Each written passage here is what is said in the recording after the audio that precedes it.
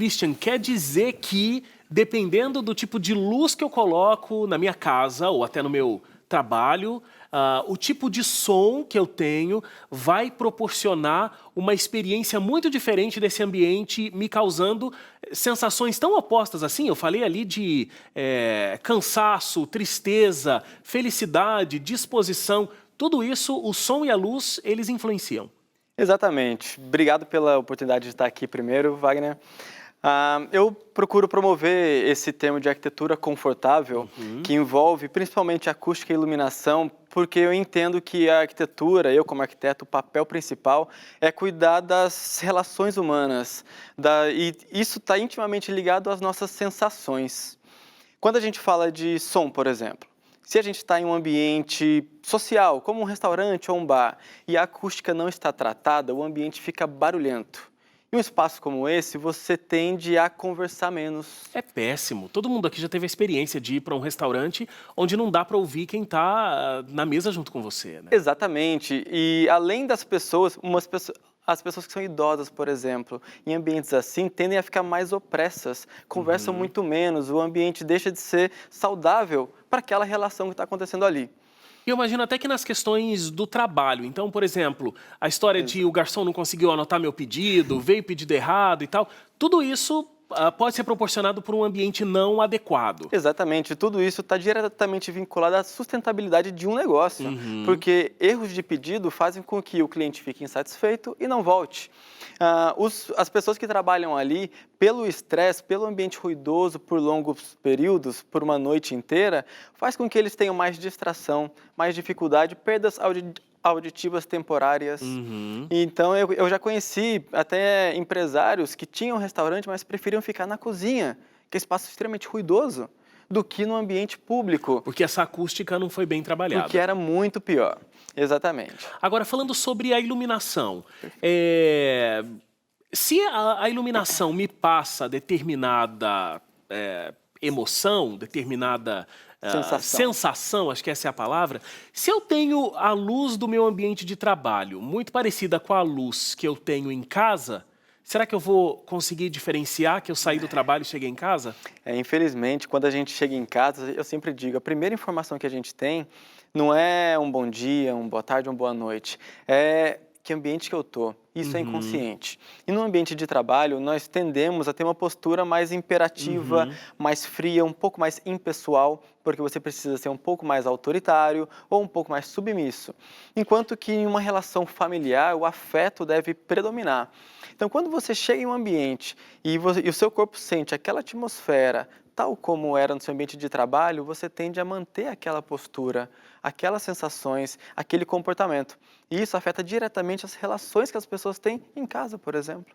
Então existe um estudo que vai me dizer como é que eu usar determinada luz vai me causar determinada situação. Exato. Existe uma série de pesquisas que já foram realizadas mostrando o impacto, por exemplo, da temperatura de cor da luz e o impacto dela na nossa vida. Aquela luz mais fria, que é a luz convencional, que nós conhecemos a princípio como a luz mais econômica, aquela fluorescente compacta, ela tende a ser uma luz que nos instiga à atividade, a uma ação.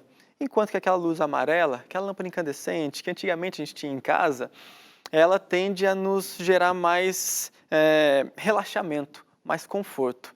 Então, quando a gente transforma a luz da nossa casa, tirando a luz fria e pondo a luz quente, por exemplo, é algo que já te mostra, assim que você chega, estou num ambiente de afeto, estou num ambiente familiar. Eu não sei se tem uma relação essa situação, mas me parece que sim. Porque eu vejo que no Brasil a gente tem muito a história daquela luz direta. Então, a luz no teto que ilumina todo o ambiente. Você vê isso quando você vai em hotéis, por exemplo, aqui no Brasil.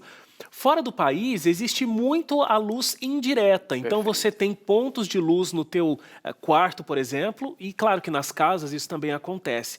Mas Existem quartos em hotéis fora do país que nem tem a opção de você acender a luz direta, mas sim daqueles pontos que trazem um pouco mais de... dá uma sensação de aconchego, né? Exatamente. Muitos projetos que eu faço, inclusive, não tem nem a luz central, essa luz geral que você está falando. Eu busco trabalhar com a iluminação indireta, seja com luminárias que jogam a luz para cima, seja com sancas de iluminação. Qual é o principal propósito disso? Quando você tira do campo de visão o ponto brilhante da luz, isso faz com que você tenha maior conforto visual. Porque o desconforto visual gera maior estresse, maior impaciência. Realmente é desconfortável você estar em um ambiente assim. Você está vendo televisão, trabalhando ou lendo um livro com um ponto brilhante no seu campo de visão. Isso é estressante. Por isso a iluminação indireta ela é muito útil e realmente veio para ficar. Interessante. E o que acontece é que nem todo mundo tem um arquiteto que vai desenvolver um trabalho como esse, né? E aí o sonho de todo brasileiro é ter a casa própria, e à medida que ele constrói aquela casa, já fica aquele ponto de luz que vai ser, em cada cômodo, essa luz central. Exato. Que vai iluminar a casa, pronto, e acabou, né? Exatamente. O que eu busco transmitir sempre, em toda oportunidade que eu tenho como essa, é que pensar em iluminação não é algo de especialista, não é um papo de especialista. Todo mundo hoje tem acesso a conteúdos tanto na internet quanto a viagens, a visitas que você faz e começa a perceber o impacto, a diferença de você ter uma iluminação perimetral no seu ambiente. Por exemplo, como você comentou do hotel, você não ter uma luz central e ter uma luz no perímetro iluminando superfícies. Quando você ilumina paredes, quadros, elementos no seu ambiente, ele tende a ficar mais bonito e isso inconscientemente é um ambiente mais confortável. Você tem segurança para você ver os limites do ambiente, ao invés de você ter uma luz central que deixa as paredes um pouco mais escuras. Então, uma série de fatores como esses faz com que você não precise de um especialista, como um arquiteto, especialista em iluminação, mas desde o início você já pode prever isso na instalação da sua casa. Ô Christian, e essa história de que as empresas têm adotado isso muito, mas já vejo projetos residenciais também assim, se aproveitando da luz natural. Sim. Então, muita coisa com vidro, por exemplo. Perfeito, perfeito. Isso é bom? Isso é bom. Como eu sempre digo, que o nosso corpo foi feito para a luz natural, a luz artificial, ela deve vir principalmente como complemento da luz natural, principalmente, eu vou pontuar em ambientes de recuperação da saúde, como hospitais e clínicas, porque a pessoa está lá para reabilitar a saúde e a luz natural ela é fundamental para isso. Então, a luz natural ela é sim muito positiva, mas tem que tomar muito cuidado, porque junto com a luz natural vem uma carga térmica, que torna nos ambientes mais quentes, e pontos de luz natural dentro do ambiente podem gerar ofuscamento, e isso também é muito prejudicial. Então, é uma excelente alternativa, porém deve ser usada com muito cuidado, com muito critério.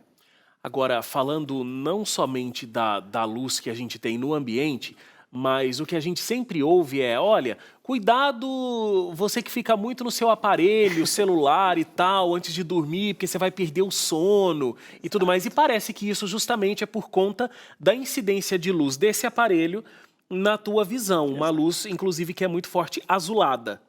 Isso. A gente fala de uma frequência de luz azul porque, assim, o Sol ele tem em si diversos comprimentos de onda e diversas cores. A gente não percebe essas cores, mas existe uma frequência de luz azul ali que ela nos excita, ela nos instiga à atividade.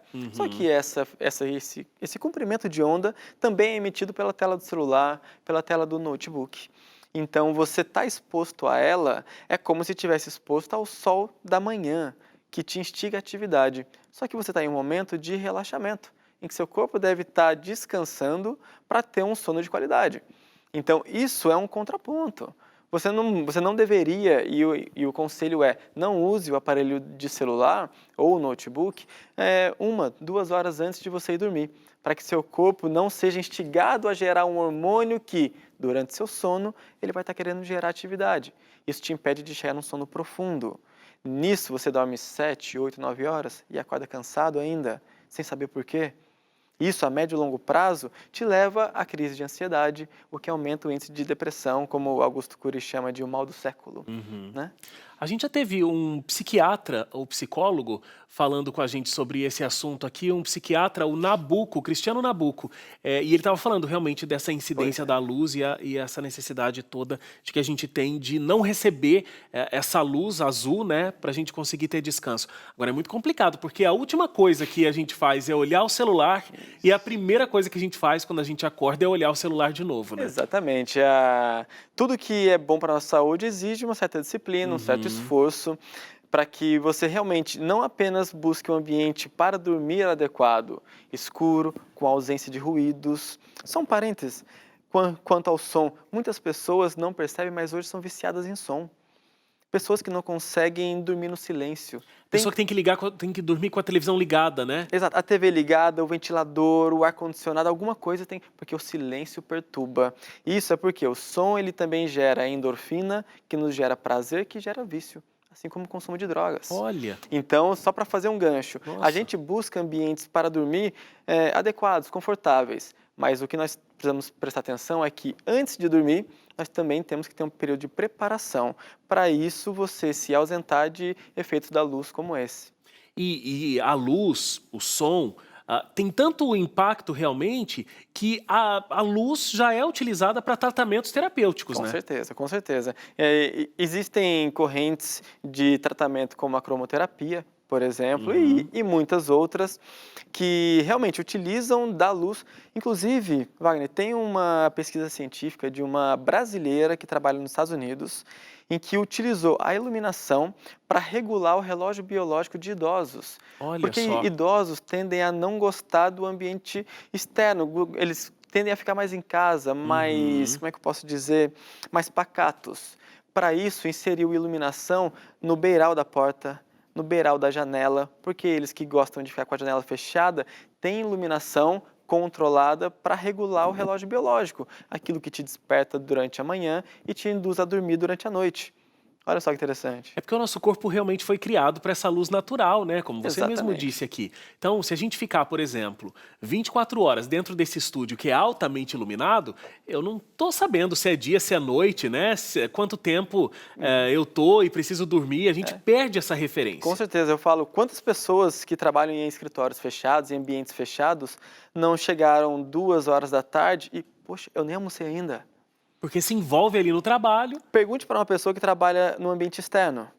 11h30, meio-dia, ela está morrendo de fome. Porque ela foi acompanhando o movimento. O corpo está pedindo o alimento porque ele reconhece, é momento de me alimentar. Diante dessa nossa conversa, parece que a primeira coisa que a gente tem que pensar na hora de construir um ambiente é realmente na luz. Eu sempre digo, a iluminação e a acústica, elas têm que partir desde a fase de projeto, desde a fase de concepção, porque muitas soluções podem ser dadas ali, ao invés de você ter o espaço pronto para depois você vir com alguma intervenção que é mais onerosa, é mais trabalhosa, as pessoas já estão habitando, ocupando aquele espaço e se torna muito mais difícil. E essa questão do som que você disse realmente faz todo sentido. Você vai num restaurante e esse restaurante está lotado de gente, mas você consegue ouvir a tua mesa, você ouve um burburinho lá no fundo, mas a qualidade acústica do ambiente é perfeita para ter uma reunião, para ter uma conversa agradável e tudo mais. E outros ambientes, você vê que ele também está lotado e você sente que ele está lotado pelo áudio, pela poluição sonora. Isso é muito impactante em ambientes de ensino.